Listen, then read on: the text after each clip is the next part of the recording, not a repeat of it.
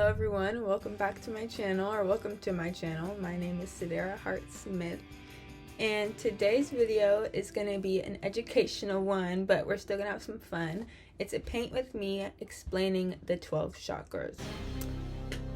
Yes, I know I mentioned that I was going to do a meditation video of the 12 chakras, but I realized I actually have a lot to say about the 12 chakras, and I figured a sit down paint with me would be better for this. So I have my notes from when I first learned about the chakras up to 7, which is what most people know.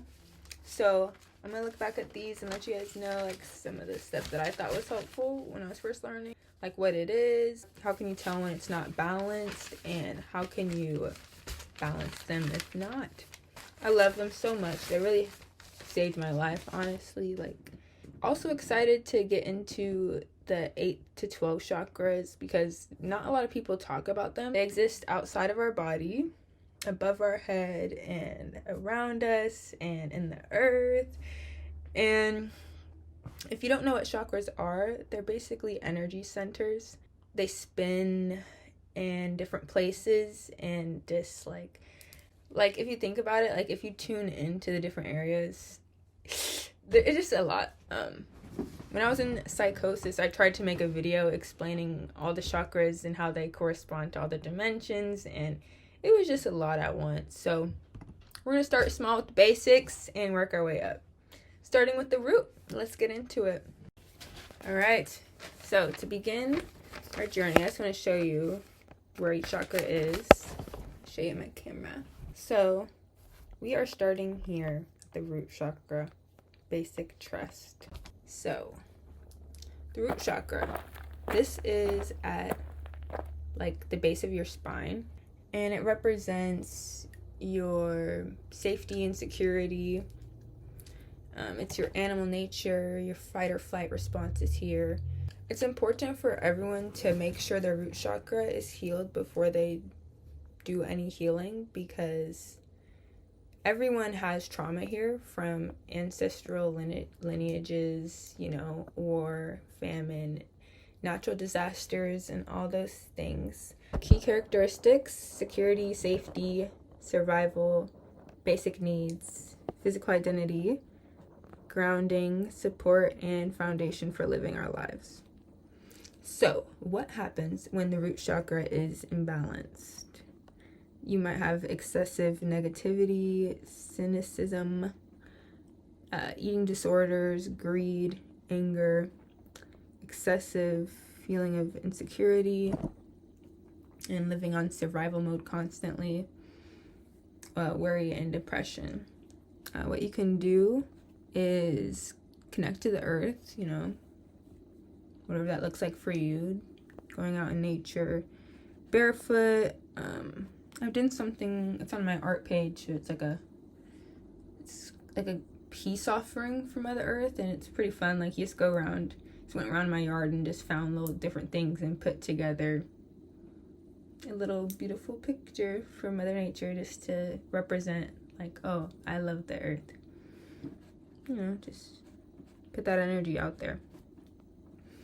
You can also take care of your immediate needs, of course. Eat, drink water, make sure your health is good. Base decisions on trust and not fear. Yes, very important. Physical activity, just remembering, yes, you are a superstar, but you are in a human body right now. Something I deal with. Go from outer focus to inner focus. The outer world is a reflection of our inner world, so it will help you understand better how everything is connected once you know who you are inside. Develop a deeper sense of self-love. This heals all chakras. It's important to love yourself because it'll make it way easier to take care of yourself, It will just come naturally. Like, if you love something, you nurture it, and you gotta feel safe and secure in order to be able to grow and change. Like, think of like a tree. It needs to grow its roots before it branches out. If you'd like to meditate on the root chakra, simply put attention at the base of your spine and imagine a red light spinning counterclockwise. or you can also add in some roots coming down. I like to imagine the roots wrapping around the core of the earth, but that's getting into more 10th chakra, Earth Star chakra territory, which we will get to later. But yeah, that's the root chakra. All right, up next we have our sacral chakra, which is one of my favorites, not gonna lie. So what is the sacral chakra? It is located about 3 inches below your belly button, and it is associated with the emotional body, sensuality, and creativity. The element is water, and its energy is characterized by flow and flexibility. The function of the sacral chakra is directed by the principle of pleasure. So if you're imbalanced here, it would look like lack of or repressed creativity, sexual dissatisfaction or dysfunction, and emotional isolation. When you're balanced, it looks like being friendly, passionate, flirty, playful, and a good mood. Now, if you work this too much, like you just always are just chasing this pleasure feeling, it could be looking like you need power, so you start manipulating, just feeling like a craving energy. Now, if you're underactive and you're just like avoiding it altogether, you could be shy, guilty, afraid to interact, lost, overly concerned about what others think, and things of that sort. So what happens when the sacral chakra is imbalanced? It could look like dependency, codependency with other people or substances that give you pleasure. You can feel numb or out of touch with how you feel. Maybe overindulge in fantasies and like have sexual obsessions, watching videos online, all that stuff. You could also have lack of sexual desire or satisfaction, or feeling stuck in a particular feeling. So some sacral chakra healing tips are to restore balance in all areas of life and stop letting our sensations carry us away. Heal any feelings of shame. Essential oils, relaxing near water, meditation and mantras, work with an energy healer, and just overall balance the enjoyment of life's pleasures. I like to do goddess baths. Basically, it's just a bath, but I add flowers, essential oils, Epsom salts, and yeah, different flowers and oils hold different energies. So being intentional with what you put in the bath, I feel like even if it's just subconsciously, I feel like it's worth it. Because like people say there's not that much evidence for holistic healing practices, but I do feel it is a lot about consciousness. There's a lot of consciousness involved in healing with nature. And yeah, so I just set my intentions and I feel like it works for me. I like to listen to some relaxing music. Sometimes what I like to do is literally just dance and sing to music. Yeah. If I'm underactive, I'll do a goddess bath. But if I'm overactive, I'll dance it out. But, to each their own. Whatever brings you pleasure. Leave a comment below. What brings you pleasure? But yeah. Alright, moving on to the solar plexus. Alright, up next we have yellow for the solar plexus. This chakra is located in your diaphragm, 6 inches above your belly button. Basically, your free will determines your self-esteem and your confidence, your identity, and personal power. The element is, I'm sure. Come on, man. How do people open these? Low-key, leave a comment below, Its element is fire, and as such, it is responsible for regulating the energy associated with action, intention, identity, and vitality. Traits of a balanced solar plexus looks like a sense of wisdom, decisiveness, and personal power. An overactive chakra, you may feel quick to anger, the need to control and micromanage, greediness, and a lack of compassion or empathy. An underactive chakra would be the feeling of low self-esteem, apathy, procrastination, feeling like you're being taken advantage of, being indecisive, insecure, timid, and needy. So some of the key characteristics, it's your expression of will, your intellectual abilities, the part of the mind that categorizes everything and assesses the pluses and minuses, your ability to bring ideas and plans into reality, and like we said, your personal power and wisdom. So what happens when the solar plexus is imbalanced? You could have excessive need for control and use of authority, or the opposite, feeling of hopelessness. You could be obsessed with minute details, manipulative, misusing your power, lack of clear direction, and not being able to efficiently bring things into being. Some healing tips: break our routine and take a risk.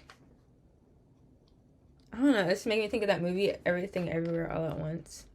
How, like, if you do something different, you'll switch dimensions. And, like, the more different it is, the more different dimension you'll be in. Like, just, like, do something, like, go to karaoke. You know, like, do something, like, that's just, like, putting yourself out there. Expressing yourself intentionally. Like, my dad always says, facing your fears. It's so important. And I feel like it's definitely solar plexus energy.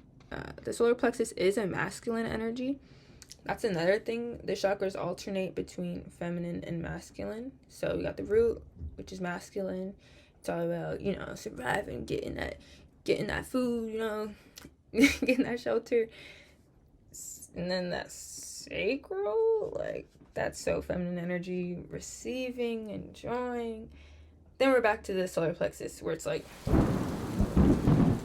you just really gotta go for what you want. You can, you know, indulge all day, but what you gonna do with that knowledge that that's what you want? Continuing on with the healing tips, cut ties with critical and negative people. Yes. You don't need extra people in your ear telling you can't do this, you can't do that, you should do this, you should do that. Learn to breathe deeply and take a step back. Remember to look at the bigger picture. And know that, like, things aren't just happening to you, they're happening for you. It's like the ego wants us to stay safe. So it could block this chakra. So just, you know, listening to what your ego wants, not letting fear stop you from getting there. Let go of unhealthy attachments. A concept I've been thinking about lately is, like, letting my higher self know that I'm listening, and just being more intentional with the things that I do. Because, like, if you keep telling yourself, I want to do art, and then you don't do it, it's basically you telling yourself that what you want doesn't matter, so there's no point in going for it. Which isn't true. I'm guessing that's not what you want, so yeah, just take action on those hits. A quote that resonates with this chakra is, why worry about something you have no control over? I love that quote. Just, like, realizing that, like, has made things so much easier. Literally all we can control is ourselves, so just do what makes you happy, and I promise you, if you do, you'll see that it still brings other people happiness if you just do what makes you happy. You don't have to be anything or do anything. Alright. Moving on to the heart chakra. The heart chakra is just above the heart. It represents love, acceptance, peace, joy, and serenity. Its element is air, and as such, it influences our relationships. When this chakra is blocked, it will lead to weakening our relationships through distrust and anger and envy. So, key characteristics of the heart chakra is our ability and capacity to love, the ability to experience intimate relationships, the ability to appreciate beauty, heart-centered discernment, so like intuition, like knowing what's best for you, and the ability to go beyond the ego. So it's like the solar plexus is like kind of like what the ego wanted, and now you're moving into, okay, but like what is the deeper meaning of what I want? And then we'll get out to expressing that. But yeah, so when the heart chakra is imbalanced, it could lead to fear of intimacy, jealousy, feeling not enough, being overly offensive and defensive, codependent, needing attention and approval of others to feel good. It's like if you don't love yourself, you're like looking for it outside of yourself, basically. Being unforgiving, you can't forgive yourself, you can't forgive others. Again, everything is a reflection of your inner world. And you can also become a victim or a hero. It could lead to respiratory illnesses such as bronchitis, asthma, and pneumonia. You could have heart and circulatory issues, the experience of a broken heart, arm or wrist pain, upper back and shoulder pain, constant fear of being alone. So, yeah. What are some tips for healing the heart chakra? Build a practice of self-care. Something I like to do is sing to myself love songs in the mirror and just like really mean it, you know? Like with anything that you manifest, it's important to mean what you say, but it's something that you could start doing and then eventually start bringing that intention into it. You can practice breathing exercises. One that I like to do is breathe in for 4, hold for 4, out for 4. Breathing is really nice because it puts you in the present moment. If you notice, when you focus on your breathing, your thoughts go away. So it's a simple way to just detach from your thoughts for a second and not let them rule you if they're being too much. Develop a daily gratitude practice. Something easy you could do is just every night before bed. Maybe in the notes app on your phone, just write down what you did good today. Or like, I like to take little videos of myself, like little diary cam, you know? Because writing, look, I like the idea of writing, but like, I have a lot to say a lot of times. So I like videos. And let go of unhealthy attachments. Yeah, that's the heart chakra, and now we'll move to the throat. Alright, moving on to blue for the throat chakra. The throat chakra is the 5th chakra, and it is represented by aquamarine, blue, turquoise, and it represents self-expression and communication. Its element is sound, and it is the instrument through which we communicate and express ourselves. It is all about truth, which I think is interesting because so is the 5th dimension. It's basically recognizing what your truth is in each moment and feeling free to express that, knowing that it might change, and releasing any expectations. So, key characteristics are like verbal and nonverbal communication, your life purpose, your sense of timing, expressing your creativity in order to bring life.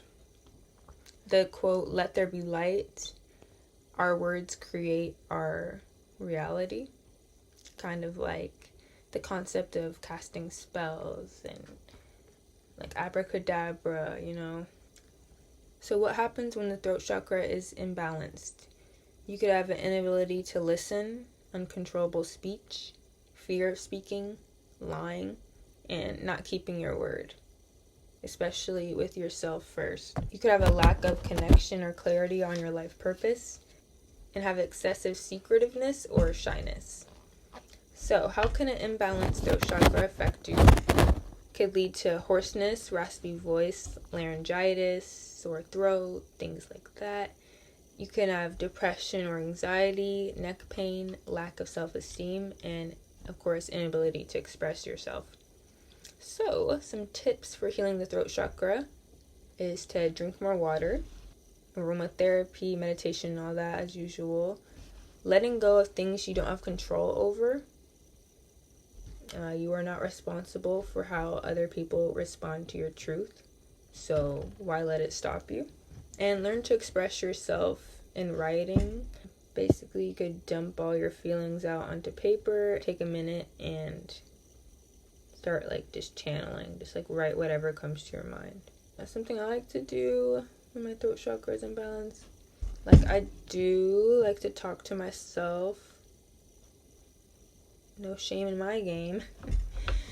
But yeah, it definitely helps me. Or, of course, like talk therapy. It's like basically talk therapy. I feel like the way that I think, I like to soundboard. So it's like hearing myself back really registers it in. Otherwise, I'm just like, yo, what am I doing? So just building that relationship with yourself and feeling safe to communicate your heart's desires. Moving on to the third eye chakra. We're doing purple, and then I'll do violet for the crown. But it is a bluish purple. It is the sixth chakra, located between the eyebrows and above the bridge of the nose. It represents divine wisdom and mystical states, extrasensory perception, and is related to the supreme element, which is the combination of all the elements in their pure form. It transcends time-bound consciousness and is associated with divine wisdom. So, fun fact, it is also in the same area as the pineal gland, which produces DMT. Ooh. The pineal gland basically like has to do with like how we perceive light and stuff. So it's pretty interesting, like when you put that together with the third eye chakra concept, that it's like seeing beyond the veil. If you didn't know, like DMT is like a psychedelic state enhancer. So if you know, you know. But yeah, key characteristics of the third eye chakra is not being able to find one's vision and purpose, rejection of everything spiritual. I used to have that. It's so funny. Like, I just, like, it was so cringy to me to hear spiritual stuff. Now, like, yeah, it's just different. But lack of clarity, inability to see the bigger picture, stuck in daily issues, not able to see beyond, and indulging in fantasies and illusions. So, what happens when the third eye is unbalanced? You lose your sense of direction, inability to balance emotion and reason, distrusting your inner voice and gut feelings, unable to let go of past and fear of future. You become very fixed in your beliefs and routine and how you view others. You could also feel stagnant, not able to move forward. So, how can an imbalanced third eye chakra affect you? It can cause headaches from thinking too much, eye issues from not seeing clearly, back and leg pain from energy not aligned and not flowing, sinus issues if you don't have clarity, and high blood pressure. So, third eye healing tips are doing specific yoga poses such as child and ego pose, eating purple foods like grapes, and eat foods rich in omega-3s. Also, say affirmations. One that you can say is, I'm a natural healer. I can heal my body of anything. All right, moving on to the crown chakra. The crown chakra is located on the top of the head, and it also radiates slightly above the head. It's represented by violet and white. It is the energy center that is associated with spirituality, divine connection, or the experience of oneness. It allows us to go beyond our materialistic needs and connect with the infinite or divine. Having an open crown chakra brings spiritual insight, allows for mindfulness, and the ability to live one's life with balance and confidence. Key characteristics of the crown chakra is consciousness, connection to the infinite, ability to see the bigger picture, freedom from human limitations, and a connection with all of life. Also, the ability to experience oneness.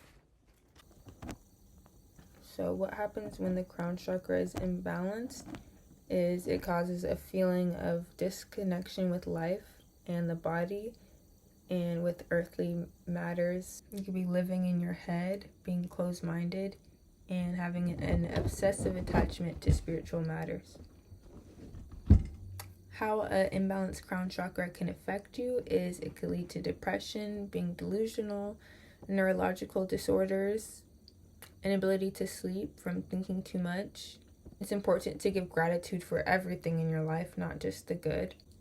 You could have a pineal gland and thyroid disorder, headaches and migraines, chronic fatigue, because going against the flow of life, that could make you tired from fighting that current. Being obsessed with greed and materialism. Some healing tips are to meditate, aromatherapy, of course, yoga poses, and affirmations such as I am connected to all of life. And I am an individual expression of all of life. Love that. All right, congratulations, you have made it to the upper chakras. Starting with the soul star chakra, this is located above the head and in the thymus. It is basically like, if you heard of the Akashic records, it's like, imagine like a book of wisdom from all lives lived, like everything that was divinely learned, and like a library of it all. And being able to access that library just by tuning in. That's what it is. An affirmation for this chakra is the divine wisdom of the universe flows through me in abundance. So I associate this chakra with your soul's essence as well. If you think about like your past lives, all that information, everything that you learned, everything that made you who you are today, it exists in that chakra. We're doing silver for this one, but I think it, like, this is what I mean, like there's different information, like it might be a different color, but we're doing silver for this piece.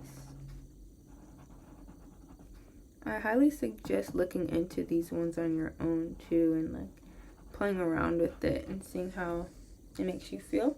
But yes, moving on to the 9th chakra, the spirit star chakra. It is turquoise. It's also above the head.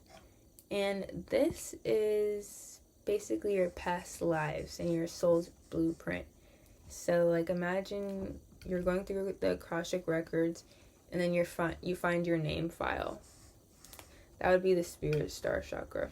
This chakra connects us with our ancestors, and it allows you to know what you need to heal. An affirmation that you can say is, I am aligned with my soul's purpose. Alright, up next is the Earth Star Chakra.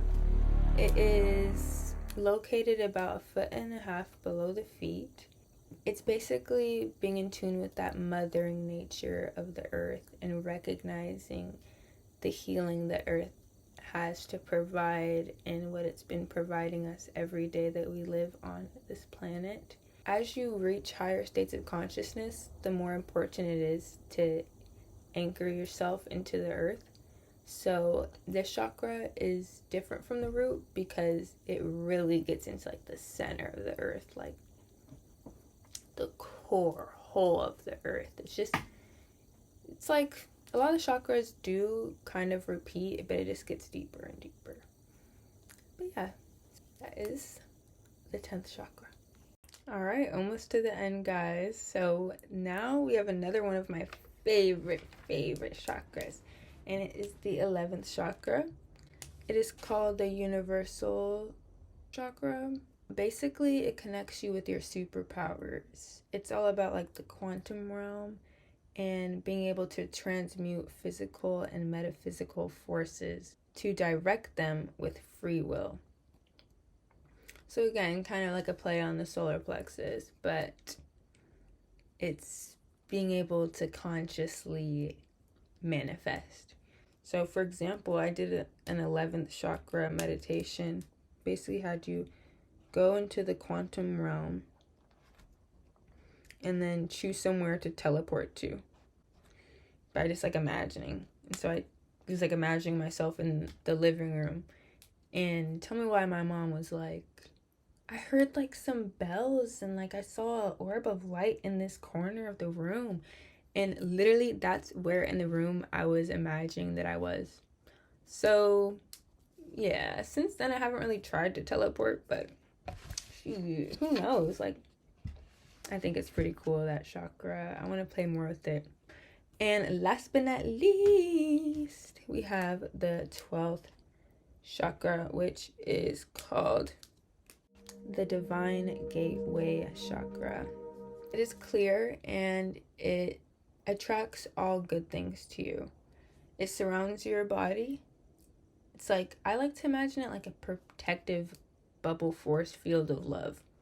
And basically it allows only loving energies to come to you, and for anything negative just like be bounced off hella easily. So yeah, that is the 12th chakra system in my eyes.